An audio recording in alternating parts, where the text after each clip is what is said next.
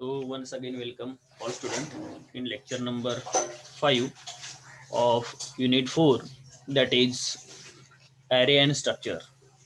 So in yesterday's lecture, we have started the new concept, that is structures.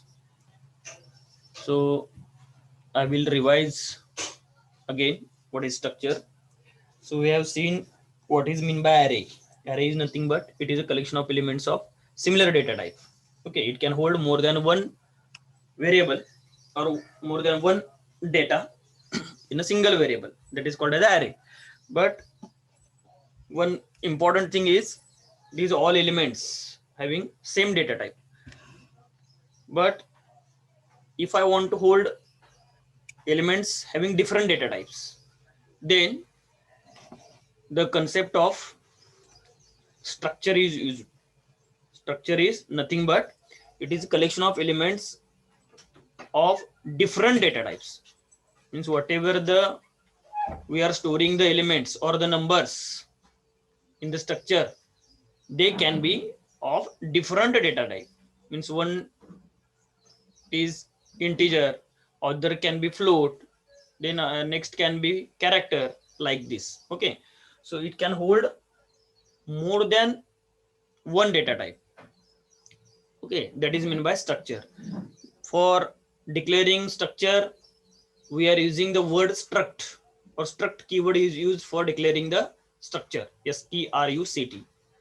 Then the whatever the members inside the structure, they are called as a structure members or the data members. Okay, they are called as a structure members, and for accessing these members outside the structure, we are using structure variable. We have also seen one example of structure student. For the structure student, we are taking structure member as a roll number, name, percentage. Okay, and for that, after the closing bracket of parenthesis of structure, we are creating yes structure variable. We are creating structure variable as a yes. So it can be any variable for other type of structure also. If I create book, then I can use B. If I create bank, I can take another variable for B also. Okay, for department, I can take D. Okay, any you can take or you can create any variable, any structure variable for that particular structure. It is not necessary to use only yes variable. Okay, and after variable you should give a semicolon. Then we have also seen one example for reading and displaying the data for one structure. Okay, so today we will see the another concept is array of structure. Okay, we will see another concept, that is array of structure. Before that, I have also given some example for a homework. Before that, we will see one example of array.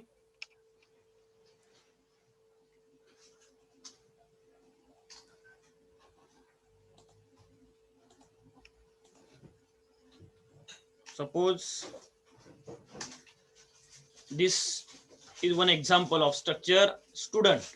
Okay, we have used keyword struct. Then I have taken different type of data for the student. Student can having roll number, can have name, can have percentage. So all these structure member having different data type. You can see integer, character, float. Okay, then for reading and displaying the data for one student, here I have used created variable structure variable yes. After that, I have given semicolon. Okay, then I have taken square bracket for character type of data. Okay, because character is holding more than one character. Okay, it is one type of basic one type of basic array. Okay, so you have to give the you have to give the size inside the name. Okay, that is 20. Then I have reading first data, enter roll number, percentage D, ampersand, yes dot roll number. Okay, instead of only roll number, I have using here structure variable, that is yes dot roll number. Okay, you must take help of structure variable, that is yes. आपण इथं structure व्हेरिएबलची मदत घेणार आहोत. Yes हा variable तिथं घेतलेला आहे बघा. नंतर नेम यस डॉट नेम, नंतर एंटर पर्सेंटेज तिथं पण यस डॉट पर्सेंटेज हे घेणं गरजेचं आहे. Okay, so every time you should take help of structure variable. Without structure variable, you cannot access these all structure members outside the structure. Outside means this is a closing bracket, this is opening bracket. Here the structure start, here the structure end.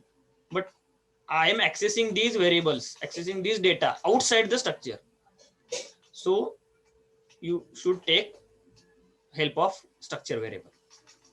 Then I have reading the data, roll number, name and percentage. Then I have to print it or display it. For that again print statement is used. Printf roll number is equal to percentage D double quote complete comma yes dot roll number.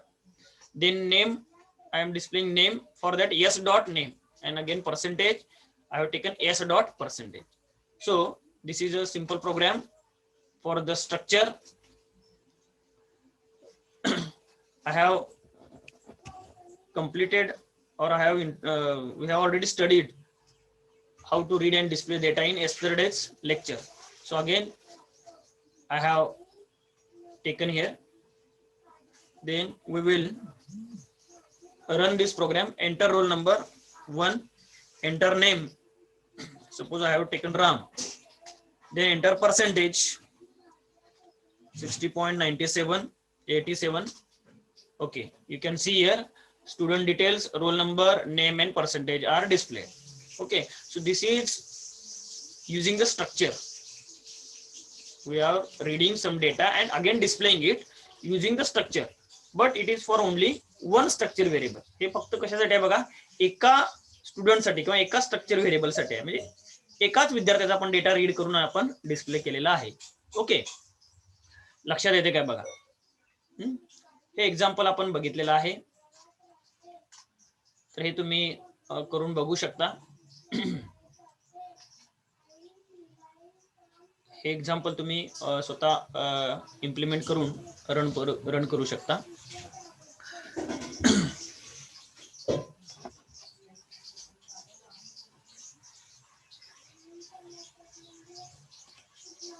त्याच्यानंतर आपण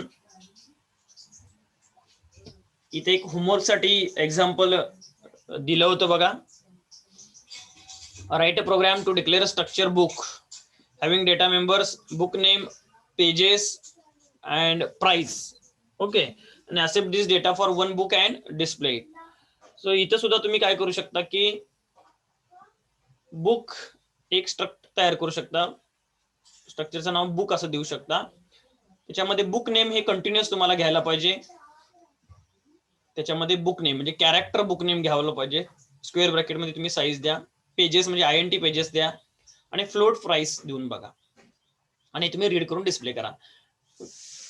इथं तुम्हाला यसच घ्यायला पाहिजे असं नाही. तुम्ही book तयार केला तर बी तुम्ही घेऊ शकता किंवा कुठलंही एक अक्षर वेगळं सुद्धा घेऊ शकताय. यसच घ्यायला पाहिजे असं नाही.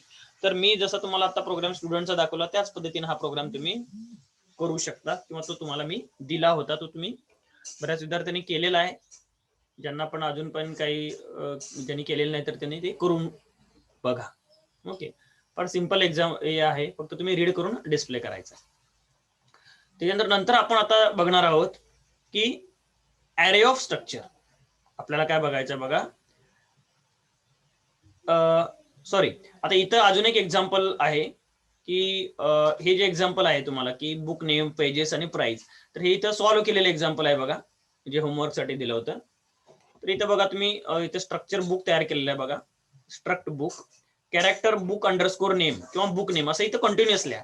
बऱ्याच विद्यार्थ्यांनी इथं गॅप दिलेला आहे. बुक नेम हे कंटिन्युअस लिहा, स्क्वेअर ब्रॅकेटमध्ये साईज द्या आणि सेमिकोलन द्या. पेजेस आहे त्यासाठी INT पेजेस असं लिहा. प्राइस साठी फ्लोट प्राइस असं घ्या आणि ब्रॅकेट कंप्लीट करून बुक साठी मी एक स्ट्रक्चर व्हेरिएबल बी असं तयार केलेलं आहे आणि सेमिकोलन. मग इथे एंटर करा बुक नेम. बुक नेम म्हणजे नाव आहे, याच्यासाठी पर्सेंटेज येस वापरा. अँड ते तुम्हाला पुन्हा काय लागेल, बी डॉट बुक नेम लिहावं लागेल. इथं काय लिहावं लागेल, बी डॉट बुक नेम. नंतर पेजेस साठी सुद्धा percentage D and B dot pages make correction. इथे सुद्धा तुम्हाला व्हेरिएबलची स्ट्रक्चर व्हेरिएबलची मदत घ्यावी लागेल, बी डॉट पेजेस. त्यानंतर एंटर प्राइस, याच्यामध्ये पर्सेंटेज एफ, इथे सुद्धा बी डॉट प्राइस. असं तुम्हाला structure variable dot structure member घ्यायला लागेल. Structure variable dot structure member, B dot price, B dot pages, B dot book name इथं तुम्हाला लिहावं लागेल. इथं बी राहिलंय बघा, बी डॉट करून घ्या सगळीकडे.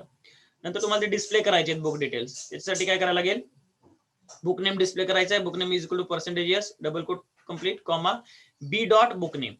पेजेस साठी बी डॉट पेज आणि प्राइस साठी बी डॉट प्राइस. प्राइस ही फ्लोट मध्ये असल्यामुळे पर्सेंटेज एफ, पेजेस हे इंटिजर असल्यामुळे पर्सेंटेज डी आणि बुक नेम ही स्ट्रिंग असल्यामुळं तुम्ही तिथं काय देऊ शकता, पर्सेंटेज येस असं देऊ शकता. तर हा प्रोग्राम तुम्ही करून बघा. ओके, तर हे अजूनपर्यंत आपण बघितलेलं आहे. आता आपल्याला पुढे बघायचं आहे बघा, ॲरे ऑफ स्ट्रक्चर.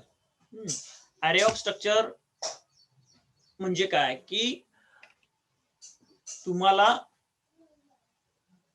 एकापेक्षा जास्त स्ट्रक्चर व्हेरिएबल साठी डेटा रीड करून डिस्प्ले करायचा. म्हणजे उदाहरणार्थ आपण एका स्टुडंटसाठी घेतला होता, आता मला समजा 5 स्टुडंटसाठी डेटा डिस्प्ले करायचा. प्रोग्राम कसा आहे बघा, write a program to declare structure student having data member roll number name percentage, accept this data for 5 student and display. म्हणजे 5 स्टुडंटसाठी डेटा रीड करून काय करायचं, आपल्याला डिस्प्ले करायचं. ओके, मग तुम्ही समजा एक दोन विद्यार्थ्यांचा डिस्प्ले करायचा असेल तर तुम्ही S1 S2 असे दोन स्ट्रक्चर व्हेरिएबल तयार करू शकता. समजा 20 विद्यार्थ्यांचा आहे, 50 विद्यार्थ्यांचा आहे, तर मात्र तुम्हाला compulsory array of structure concept वापरायला लागणार. ॲरे म्हणजे इथं काय केलेलं आहे बघा, यस हे यस दिलेलं आहे स्क्वेअर ब्रॅकेटमध्ये 5 स्टुडंट आहेत, यस स्क्वेअर ब्रॅकेट 5. मग त्याच्या आधी बघा, आपण असं न करता S1 S2 म्हणजे दोन विद्यार्थ्यांसाठी जर डेटा आपल्याला रीड करून डिस्प्ले करायचा असेल तर ते कसं केलं ते आधी बघूया. हे तुम्हाला मी दाखवतो बघा.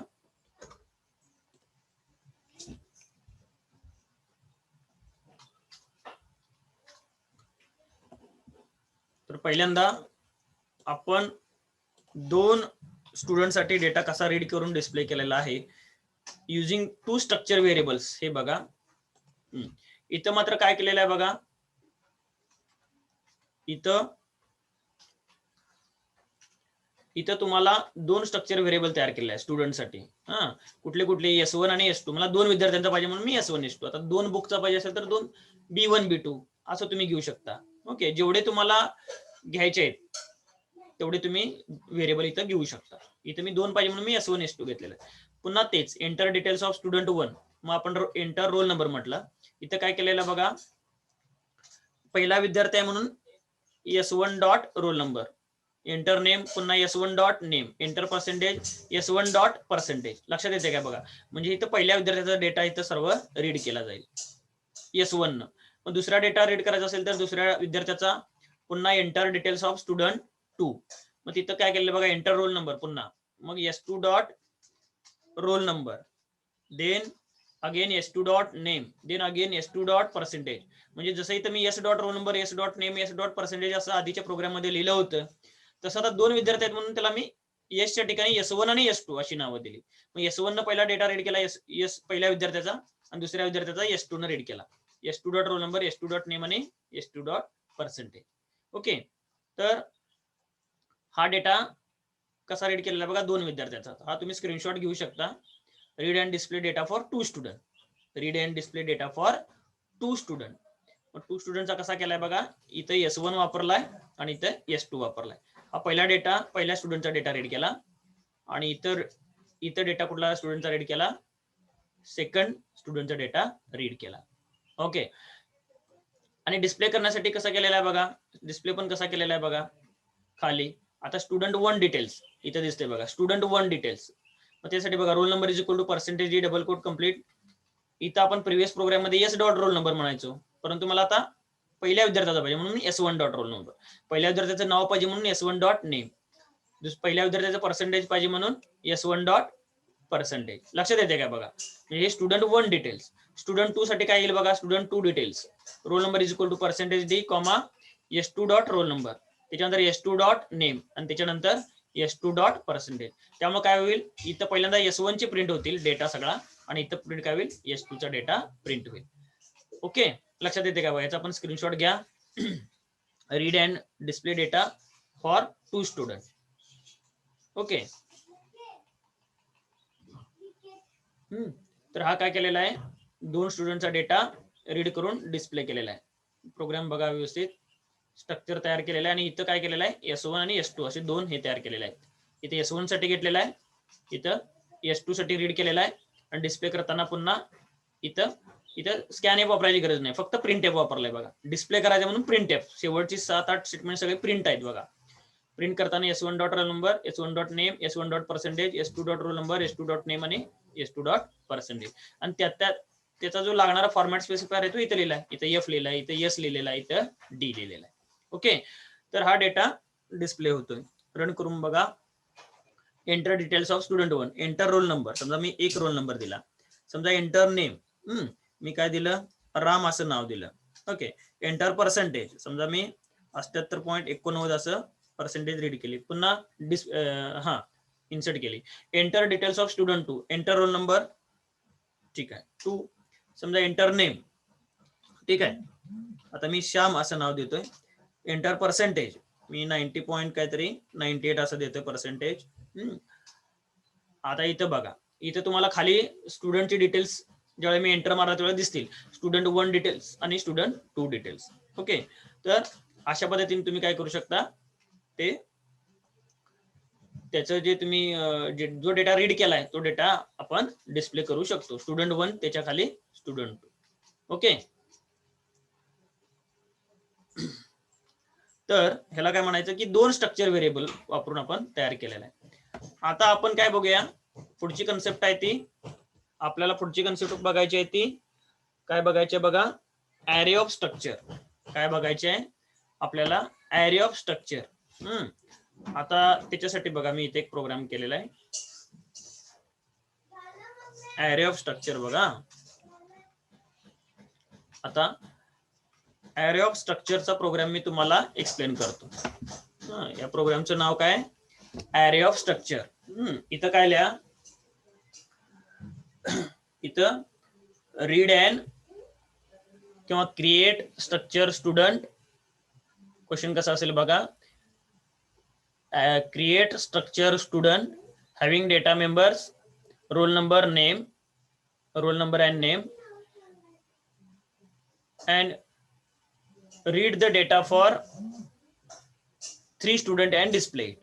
Read the data for 3 student and display it, असा तो क्वेश्चन आहे. किंवा read the data for 5 student and display it, read the data for 10 student and display it, असा क्वेश्चन आहे. Create structure student having data members, roll number and name, accept this data for 3 student and display it, असा question आहे using array of structure. Okay, आता मी हे थोडस short केलेलं आहे, म्हणजे फक्त काय केलेलं आहे, 2 टाईपचा डेटा इथं घेतलेला आहे. बघा आता ॲरे ऑफ स्ट्रक्चर आपल्याला बघायचं आहे. मग ॲरे ऑफ स्ट्रक्चर मध्ये काय केलेलं आहे, आता याच्या आधी आपण जे बघितलेलं आहे ते काय केला मागचा प्रोग्राम, त्याच्यामध्ये 2 स्ट्रक्चर व्हेरिएबल वापरले. कोणती S1 आणि S2. परंतु आता मला काय करायचं आहे, array of structure he concept वापरायची. उद्या समजा त्यांनी सांगितलं 10 विद्यार्थ्यांचा डेटा रीड करून डिस्प्ले करा, मग 10 विद्यार्थ्यांच्यासाठी असेल तर म्हणून तुम्ही S1, S2, S3, S4, S5 असं S10 पर्यंत करून चालणार नाही. ते टाइम कन्झ्युमिंग आहे किंवा ते फिजिबल नाही आहे. उद्या 50 विद्यार्थी सांगितले म्हणून काय तुम्ही 50 वेळेला S1 to 50 लिहून चालणार नाही. ओके, तर त्याला खूप वेळ लागेल. काही बरेच स्टेटमेंट तुम्हाला रिपीटेडली लिहावे लागतील, त्यामुळे त्याची कॉम्प्लेक्सिटी त्या अल्गोरिदमची वाढणार आहे किंवा त्याची वेळ वाढणार आहे, मेमरी वाढणार आहे. त्याच्याऐवजी आपण काय करणार आहे, ॲरे ऑफ स्ट्रक्चर यूज करणार आहोत. आता बघा 3 विद्यार्थ्यांचा डेटा आपण रीड केलेला आहे ॲरे ऑफ स्ट्रक्चर वापरून. बघा व्यवस्थित, तर त्यासाठी काय केलेलं आहे बघा, मी पहिल्यांदा स्ट्रक्ट स्टुडंट असं तयार केलेलं आहे. त्याने दिलेलं असतं स्ट्रक्चरचं नाव. आता त्यांनी सांगितलं create structure library, create structure book. त्यांनी जे दिलेलं आहे ते इथं तुम्ही त्या स्ट्रक्चरचं नाव द्यायचं आहे. नंतर त्यांनी डेटा पण दिलेला असतो काय काय, तर तो इथं घ्यायचा. इथं रोल नंबर आणि नेम दिलेला आहे. तुम्ही हा प्रोग्राम नोटबुक मध्ये लिहायचा आहे. ॲरे ऑफ स्ट्रक्चर म्हणायचं आहे, त्याच्याकडे हा प्रोग्राम तुम्हाला लिहायचा आहे. ओके. आता बघा किती स्टुडंटसाठी सांगितलेलं आहे, 3 स्टुडंटसाठी. म्हणून मी काय केलंय, यस हे स्ट्रक्चर व्हेरिएबल वापरलंय. तर हे काय केलं इथं, मग ॲरे ऑफ स्ट्रक्चर, इथं आपण एक ॲरे तयार करायचा. म्हणजे S1 S2 S3 असं न तयार करता काय तयार केलेलं आहे बघा, डायरेक्टली आपण काय केलेलं आहे, यस स्क्वेअर ब्रॅकेट 3 असं तयार केलेलं आहे. समजा 10 सांगितलं तर तुम्ही यस ऑफ 10, 15 सांगितलं तर यस ऑफ 15 असं इथं द्यायचं. ओके. हे ॲरे स्क्वेअर ब्रॅकेट तयार केले बघा, म्हणून आपण म्हणायचं ॲरे ऑफ स्ट्रक्चर. ओके. मगाशी मी S1, S2 दिले, आता मात्र मी डायरेक्ट स्क्वेअर ब्रॅकेट मध्ये 3 दिलेला आहे. क्लिअर स्क्रीन केलेला आहे.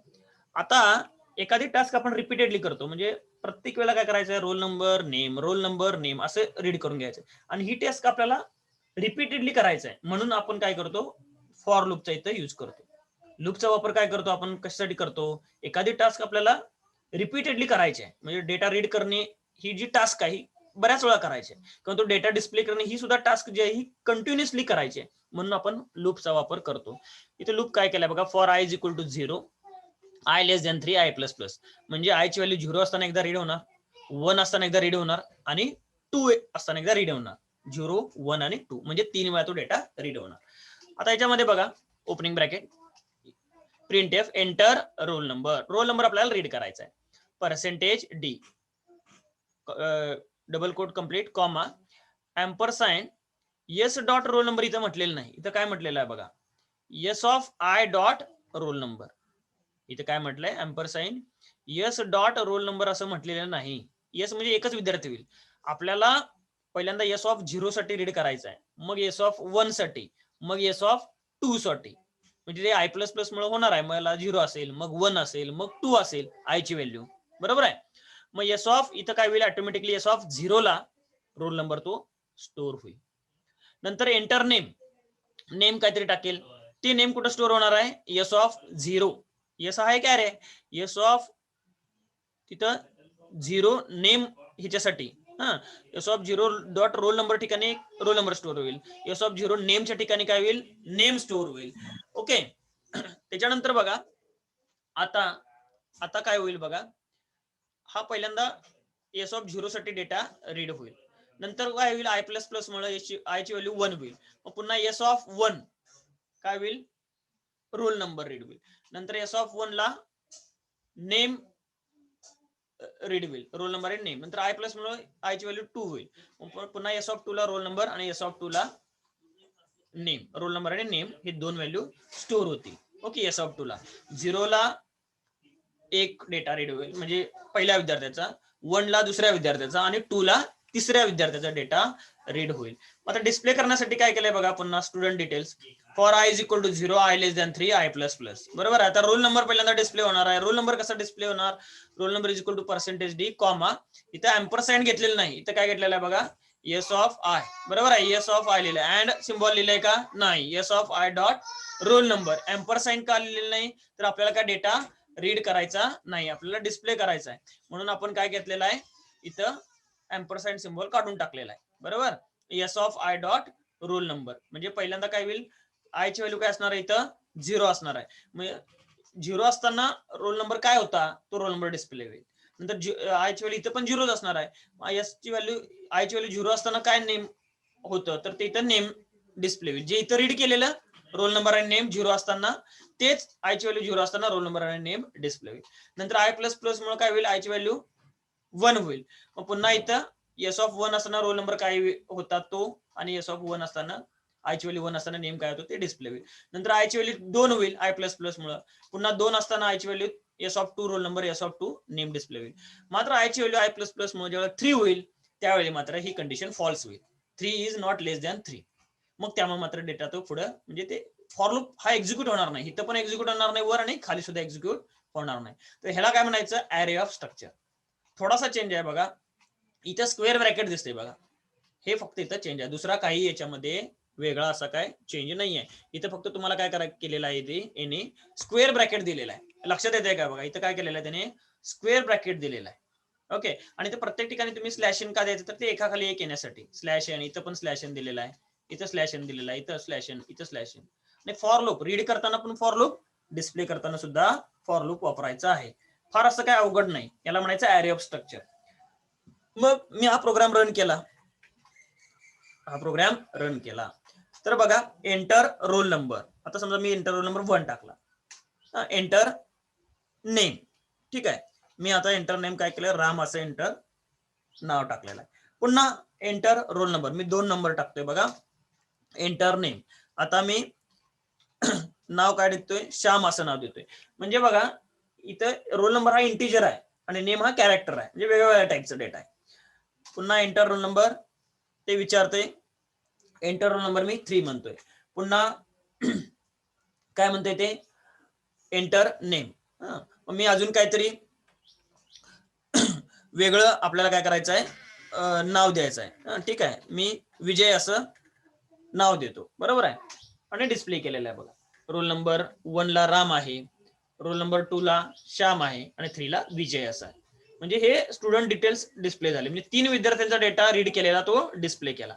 लक्षात येते का बघा, रोल नंबर नेम, पुन्हा रोल नंबर नेम. ओके, तर ह्याला म्हणायचं ॲरे ऑफ स्ट्रक्चर. ओके, समजा जर उद्या तुम्हाला विचारलं, इथं 10 विद्यार्थ्यांचा डेटा असं विचार, तर तुम्ही 10 टाका. इथे तुम्हाला 10 सांगितलं. मग असं नाही की स्टुडंटसाठी स्ट्रक्चर आहे, ते बुक साठी सांगू शकतात, अजून काहीतरी वेगळं शॉपसाठी सांगू शकतात, बँक साठी सांगू शकतात, कुठल्याही तुम्हाला ते स्ट्रक्चर तयार करू शकतात. त्याचं नाव इथं द्यायचं आहे. इथं तुम्हाला स्टुडंटच कायम द्यायचं नाही, त्याचं नाव इथं तुम्ही देऊ शकता. आणि इथलं व्हेरिएबल सुद्धा येसच कायम द्यायचं नाही.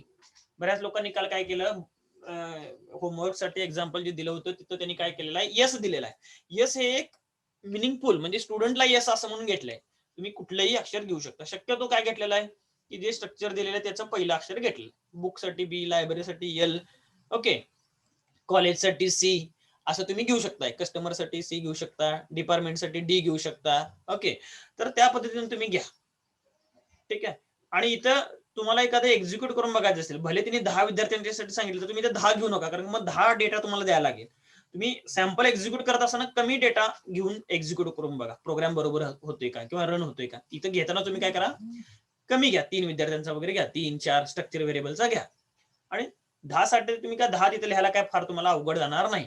परंतु इथं जी व्हॅल्यू आहे तीच इथं तुम्हाला फॉर लूप मध्ये व्हॅल्यू घ्यायला लागणार. इथं 3 असेल तर इथं 3, पुन्हा इथं सुद्धा 3 घ्यायला लागणार. लक्षात येते का बघा, तर ह्याला म्हणायचं स्ट्रक्चर. त्याच्यासाठी एमसीक्यू साठी तुम्हाला अजून काय क्वेश्चन येऊ शकतो की, अजून एक मगाशी एक राहिलं की इथं व्हेरिएबल आपण आय घेतलेला आहे, तर हे सुद्धा व्हेरिएबल इथं तुम्हाला डिक्लेअर करायचं आहे बघा, इंटिजर आय. ओके, क्लिअर स्क्रीनच्या वर इथं काय केलेलं आहे, इंटिजर आय. हे सुद्धा व्हेरिएबल तुम्हाला काय करायचं आहे, डिक्लेअर करायचं आहे. हे पण स्ट्रक्चर काय केलंय, डिक्लेअर केलंय म्हणायचं. हे सुद्धा स्ट्रक्चर काय केलेलं आहे, डिक्लेअर केलेलं आहे. ओके, आणि समजा त्यांनी विचारलं की बाबा आता ह्याला हे किती आहे काय, एक मिनिट.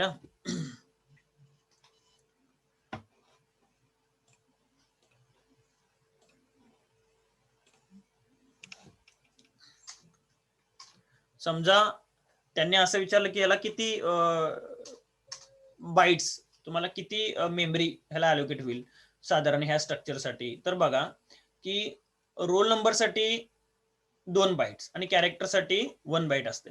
परंतु इथे कॅरेक्टर किती आहेत, इथे कॅरेक्टर तुम्ही 20चा अरे दिलेला आहे.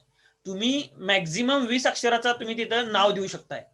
21 अक्षर 22 अक्षराचं नाव तुम्ही देऊ शकत नाही त्या स्टुडंटचं. लक्षात येते का बघा, समजा मी इथे 100 दिलं तर ते तुम्ही 100 पर्यंत अक्षर एखाद्या नावात त्या विद्यार्थ्याच्या तुम्ही 100 अक्षर इन्सर्ट करू शकताय. त्यामुळे ॲरेची साईज आपण किती देणार आहे हे सुद्धा महत्वाचं आहे. ओके, समजा मी इथे 20 दिलं तर ते 20च अक्षर जास्तीत जास्त होईल. मग तुम्हाला प्रश्न कसा असू शकतोय बघा, की हे स्ट्रक्चर म्हणजे ऑब्जेक्टिव्ह टाईप असू दे किंवा डिस्क्रिप्टिव्ह मध्ये तुम्हाला हा क्वेश्चन विचारू शकता किंवा विचारलेला पण आहे काही ठिकाणी, म्हणजे आपल्या एमएसबीटीच्या डिस्क्रिप्टिव्ह एक्झाम मध्ये सुद्धा. ह्याला किती मेमरी लागणार ह्या स्ट्रक्चरसाठी, how many bytes this structure will hold, किती स्ट्रक्चर जे आहे तयार केलेलं आहे हे किती त्याला मेमरी लागणार आहे, ही कशी कॅल्क्युलेट करायची. तर इंटिजर साठी 2 बाईट, कॅरेक्टर साठी 1 बाईट असते, परंतु अशी किती कॅरेक्टर्स आहेत तिथं 20, म्हणजे 20 अधिक 2, 20 अधिक 2 किती झाले 22. कॅरेक्टर हे 20 आहेत, एका कॅरेक्टरला 1 बाईट, तसे 20 कॅरेक्टरचे 20, आणि रोल नंबर म्हणजे इंटिजर आहे. ओके, मग इंटिजरला 2 बाईट्स म्हणजे 20 आणि 2 22. मग 22 मेमरी ही कशाला लागणार आहे, 22 बाईट ही एका स्टुडंटसाठी लागणार आहे. मग इथं हाऊ मेनी स्टुडंट्स, इथे किती आहेत 3 आहेत, म्हणजे 22 त्रिक 66, टोटल तुम्हाला 66 बाईट्स याला लागतील. मग याच्यावर तुम्हाला असा क्वेश्चन येऊ शकतो, किंवा इथं फक्त यस म्हटलं असतं तर मात्र काय झालं असतं, फक्त 22 बाईट आले असते, 22 बाईट्स. S1 S2 आला असतं तर S1 आणि S2 तर 22 दुनी 44. इथं समजा 3च्या ठिकाणी 5 असतं तर 22 गुणिले 5 110. ओके, तर अशा पद्धतीने तुम्हाला त्याची मेमरी साईज त्या स्ट्रक्चरची काढायची. ओके, ऍरे मध्ये सुद्धा तसंच काढायचं आहे, की आता फक्त S3 म्हटलं ऍरे मध्ये इंटिजर S3, तर तुम्हाला तिथं किती सांगायला लागणार, इंटिजरला 2 बाईट्स असते, मग असे किती आहेत त्या ऍरे मध्ये 3 नंबर्स आहेत, 3 दुनी 6. ओके, मग अशा पद्धतीचा क्वेश्चन तुम्हाला एमसीक्यू मध्ये येऊ शकतो, की किती बाईट्स त्या ती मेमरी किती लागणार त्याला. ओके, तर असा क्वेश्चन तुम्हाला येऊ शकतो, ऑब्जेक्टिव्ह मध्ये क्वेश्चन येऊ शकतो, त्याला किती लागतात हे माहित पाहिजे. ते जर ह्याला काय म्हणायचं, स्ट्रक्चर मेंबर्स. ऍक्सेस करण्यासाठी काय लिहायला पाहिजे, S dot roll number, S dot name हे म्हणायचं. ते मेंबर आपल्याला ऍक्सेस करायचं असेल तर तो फॉर्मॅट आहे, structure variable dot structure member. Okay, इथं सेमिकोलन आहे तो विसरायचा नाही, तर जर तुम्ही सेमिकोलन विसरला तर मात्र काय होणार आहे, ते रन होणार नाही. ओके, तर याला म्हणायचं ऍरे ऑफ स्ट्रक्चर. ओके, हे तुम्ही स्क्रीनशॉट काढून घ्यायचा, ऍरे ऑफ स्ट्रक्चर. हे नोट्स मध्ये पण लिहा तुम्ही, array of structure. Read the data and display data for 3 students using array of structure. हा प्रोग्राम व्यवस्थित तुम्ही लिहून घ्या किंवा स्क्रीनशॉट काढून घ्या. इथपर्यंत आहे बघा, गेट CH, त्याच्या खाली एक ब्रॅकेट कंप्लीट होईल. हा मेन प्रोग्राम आहे, वर इंटिजर आय डिक्लेअर केलेला आहे, स्ट्रक्चर स्टुडंट. ओके, तर हा काय ऍरे ऑफ स्ट्रक्चर. तर त्याच पद्धतीनं आता बघा, तुम्हाला मॅन्युअल मध्ये हा एक क्वेश्चन विचारलेला आहे. मॅन्युअल मध्ये CO साठी 12 नंबरचा एक एक्सपेरिमेंट आहे बघा, 12 मधला पहिला. तर तो तुम्ही तयार करा. क्रिएट स्ट्रक्चर काय सांगितले, बुक. क्रिएट स्ट्रक्चर काय सांगितले, बुक. आणि तिथं तुम्ही काय करा, डेटा ऍक्सेशन नंबर सलगल्या, title of the book, title म्हणा, ऑथर म्हणा, आणि प्राइस. ओके, हे पुढचं जे आहे फ्लॅग व इंडिकेटिंग वगैरे हे काय घेऊ नका, फक्त तुम्ही काय लिहा की स्ट्रक्चर तयार करा बुक नावाचं, त्याच्यामध्ये नंबर घ्या, टायटल घ्या, ऑथर नेम आणि प्राइस. डेटा काय करायचंय, रीड आणि डिस्प्ले करायचा आहे. ओके, तर ते तुम्ही 12 नंबरचा एक्सपेरिमेंट जो आहे तर तो इथं दिलाय बघा, तुम्ही थोडासा सोडवून दिलेला आहे, तर तो तुम्ही हे स्क्रीनशॉट करून घ्या. बघा इथं दिलेला आहे बघा, हे मॅन्युअल मध्ये 12 नंबरचा एक्सपेरिमेंट आहे, एक्सपेरिमेंट नंबर 12. ओके, हा स्क्रीनशॉट काढून घ्या, मी पुन्हा स्क्रोल करतो. हे तुम्ही मॅन्युअल वही मध्ये लिहू शकता, experiment number 12. Okay, experiment number 12 तुम्हाला हा इथं लिहायचा आहे. हा तयार केलेला आहे बघा इथं. Okay, INT structure library, INT accession number, title, author आणि प्राइस, 5 बुक साठी रीड करून डिस्प्ले करायचा. याचा स्क्रीनशॉट घ्या.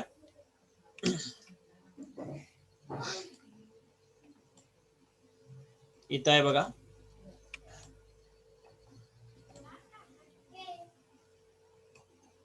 याचा स्क्रीनशॉट घ्या तुम्ही. डेटा आपण काय केलेला इथं रीड करून डिस्प्ले केलेला आहे. मॅन्युअल मध्ये एक्सपेरिमेंट नंबर 12 नंबरचा आहे, तो ऍरे ऑफ स्ट्रक्चरवरच आधारित आहे. त्याच्यानंतर इथं आहे. ओके,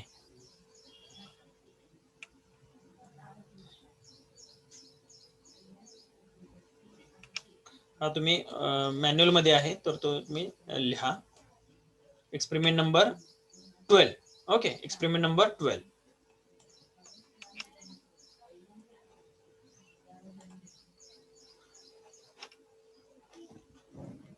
त्याच्यानंतर बघा डिफरन्स काय बघा ऍरे आणि स्ट्रक्चर मध्ये. ऍरे मध्ये आपण म्हणतो डेफिनेशन दिलेलं आहे, collection of elements of similar data type, आणि हा डिफरंट डेटा टाइप.